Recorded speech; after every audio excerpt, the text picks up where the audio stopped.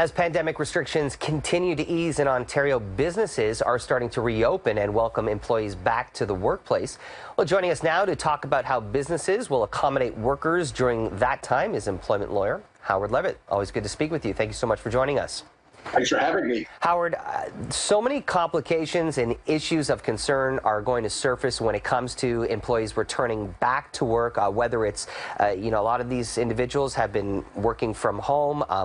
They haven't been able to go to daycare centers. Let's talk about some of these issues that are going to surface on the employees' side first and what you're concerned about.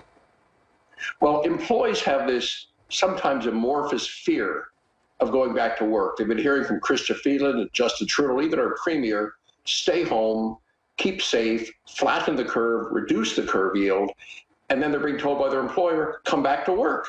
And they're afraid to, and they think they don't have to. But legally, they do have to, unless they can prove it's an unsafe workplace. Can the employees demand extended measures from its employer to whether it's have enough hand sanitizers, wipes, or any even other kind of PPE and other physical distancing measures? What can the employees expect or even ask of their employers? All of that. They have to be a safe workplace. But look, the primary obligation is the employer, not the employee. And if the employer wants to be hit with a several $million lawsuit for somebody dying because they didn't take enough protective measures, then don't take enough protective measures. The reality is the employer, it's their primary interest to make sure it's safe. And that means enforce social distancing, have lots of sanitizers, cleanliness, personal protective equipment with necessary. Don't let people sick into the workplace. Discipline people who break any of the rules. Change workstations, have less employees there, have plexiglass, have more space, fewer employees on staff. At any given time, have shift work, have people working from home, all of these measures. And if an employee says, you haven't done enough, it's not safe, there's a gold medal standard. And that's in either side can call in an occupational health and safety, Minister of Labor inspector, and they'll say either it's not safe, you don't have to work, it is safe work, or most likely, if you do one of these two things, employer, two of these three things, it will be safe. And then the employee has to work. And the employee does not have to work until that ruling is made, but then they have to work if the ruling's made. Let's look at things from the employer perspective. Let's face it, the work-at-home model, this was not supposed to be for the long term. This is for the short term to deal with the pandemic while these measures are put in place. But no doubt, productivity has suffered for many for these companies. And when it comes to the business trying to get back to normal, you might have a lot of employees, like you mentioned, might not be so willing to get back to work. What kind of rights do employers have for those when it comes to those employees that say, listen, I don't feel comfortable coming back to work, even though the employer is taking the necessary precautions to whether it's enforce physical distancing and provide personal protective equipment?